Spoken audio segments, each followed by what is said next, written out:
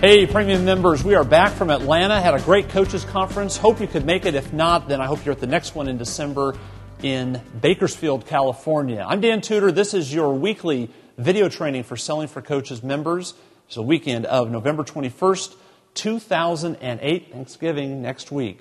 Gotta love it. A lot of food. We're looking forward to it. Hey, today I want to talk about something that is so common in the business world it's almost taken for granted, and that is having a great elevator speech. You walk into an elevator, there's a business person, you have 30 seconds to network in between floors, and the whole term of elevator speech really means telling somebody what you do, what your business is, in 30 seconds while you have them in front of you to see if there's a connection there. Well, a lot of you coaches have told me you want that kind of a speech to help develop your story with prospects, because sometimes you'll run into a parent, or a parent will come to you, and you'll need to really quickly get their attention and find out what is it about your program that would interest them, or what is it about your program that you feel they should know in that limited amount of time that you have. So we're going to go through the elements of making up a great elevator speech for your program so that you have it down pat and know what the big points are that you want to stress to a prospect about your program. There's a lot of different parts to this, kind of like mixing up the secret potion if you're a scientist. You've got to do it right. Add too much of one thing, not enough of another, and you might have an explosion. You don't want that, especially when you're recruiting prospects. So we're going to go through the elements of a great elevator speech. First one is, you got to ask yourself, what information are you looking for? Coach, if you're in the middle of this speech and you don't come away with the information that you want out of it, why are you asking it? What good is developing an elevator speech for a prospect? Your first goal is to make sure that whatever you're talking about and whatever you go to them with, you want to get the information that's important to you. Are they interested? Where are they from? What's their grade point average? Anything that's important to your institution, you want to make sure you come out and find out those things in that speech. Second thing is, we've been talking about this, so you should know now what makes up a power question, but ask a good power question, coach. In that speech, even though you're given it, you've got to ask a question, make it a great power question. Go back in the archives and look at the past month's training when we've gone through power questions and how to ask them. Why is a power question so important? Well, it's not just the speaking and giving them information that you want out of this. You want to ask a question that makes them stop and think and remember you after the elevator speech is over. Questions are a much better way to do that than handing them a brochure or talking the whole time about your program and all the 15 different bullet points that make it great in your mind. Asking them a question that makes them think and remember you is far better in terms of making an impact with them. So ask a good power question. Next thing you want to do, coach, is make a great power statement.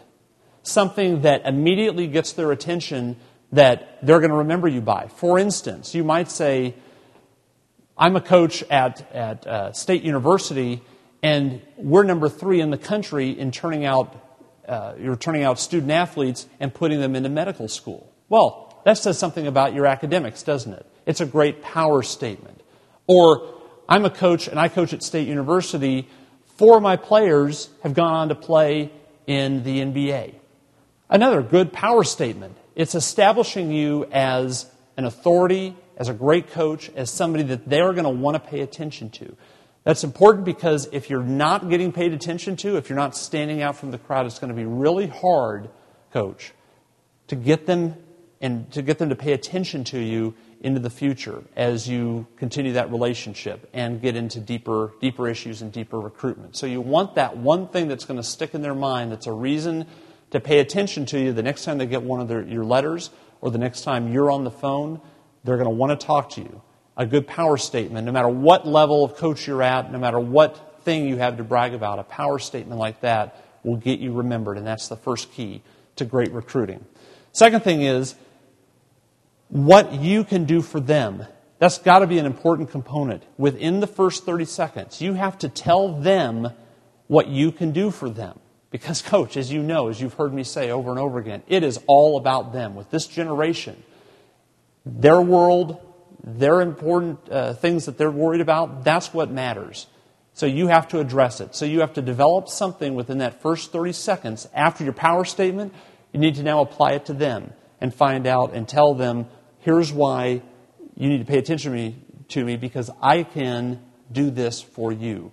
When you do that, coach, what you're doing is you're connecting with them and giving them a reason to pay attention to you. That's all what this is at the start of a relationship, is figuring out, as an athlete, why should I pay attention to this particular coach?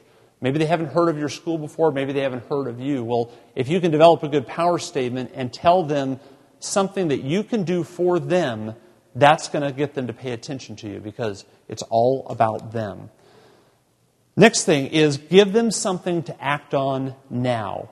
Within that first 30 seconds, find out what they can give you or what they can do for you as the next action item. Make it something physical.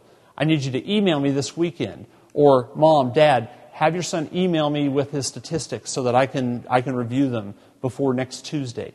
Give them something to act on, something that they can take action on now.